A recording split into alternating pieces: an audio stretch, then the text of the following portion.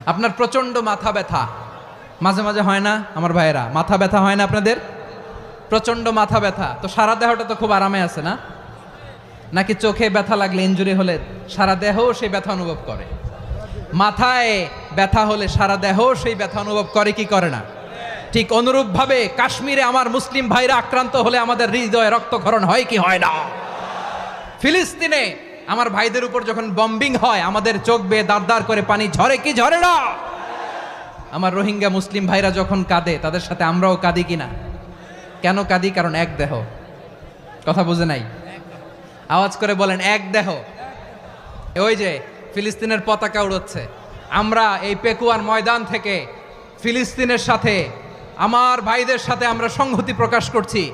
আমরা মুষ্টিবদ্ধ হাতকে উপরের দিকে করে আওয়াজ করে আমার সাথে সাথে পড়ুন, ফ্রি ফ্রি আল আকসা। একজন ভাই আমরা বাকি থাকবো না। হাত উঁচু করে প্যান্ডেলের সামনে পেছনে আকাশ বাতাস মুখরিত করে আওয়াজ করে পড়ুন, ফ্রি ফ্রি আল আকসা। আওয়াজ তুলে পড়ুন, free free Al Aqsa,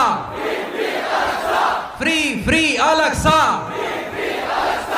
Palestine will be free from the river to the sea. Palestine will be free. Free free Al Aqsa. আল্লাহ আমার আল আকসার ভাইদেরকে মুক্ত করুক। মক্কা মদিনায় যে যেমনি আমরা নামাজ পড়ি, ওই পবিত্র মসজিদের পাশে যেন আমরা নামাজ পড়তে পারি। আল্লাহ তৌফিক দাও। আওয়াজ তুলে, হৃদয় থেকে আওয়াজ তুলে পড়ুন আমিন। আমরা এক উম্মাহ, এক উৎস থেকে এসেছি। আমরা এক দেহ। আমরা কি? এক দেহ এক প্রাণ। আওয়াজ করে বলুন, এক দেহ এক প্রাণ। তাহলে আমরা এক উম্মাহ, এক উৎস, এক দেহ এক প্রাণ। এবার বিশ্বনবী বলেন, তোমাদের মধ্যে সম্পর্কটা কেমন হবে জানো নাকি? বিশ্বনবী বললেন, সম্পর্কটা কেমন হবে মুমিন ভাইদের মধ্যে? শুনে নাও। আল মুমিনু লিল মুমিনি কাল বুনিয়ান ইয়াশুদ্দু বাদুহু বাদা।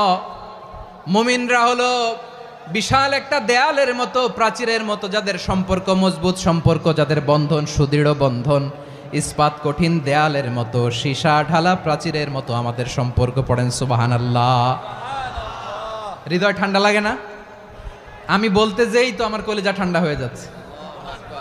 আমরা যে ভাই ভাই, আমাদের সম্পর্কটা কেমন? বিষ্ণু বলেন, তোমাদের সম্পর্ক বড্ড মজবুত সম্পর্ক, তোমাদের বন্ধন বড় সুদৃঢ় বন্ধন।